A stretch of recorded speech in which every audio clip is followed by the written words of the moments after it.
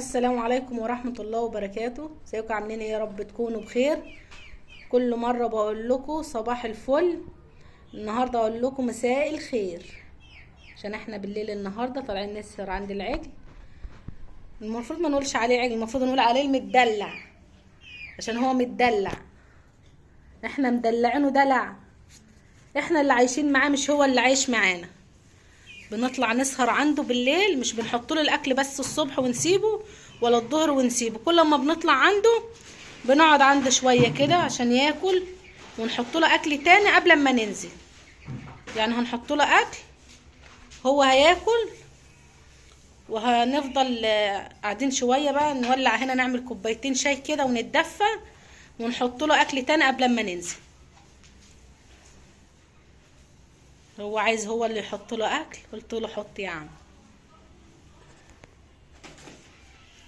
فضهم كله، هات له واحده كمان.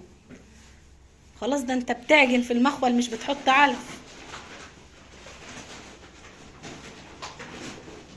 انا عايزاكم تشوفوه يا جماعه وتقولوا له هو كبر. انا بطلع له كل يوم او كل ساعتين ثلاثه، فبشوفه يعني ايه، مش هشوفه متغير قدامي.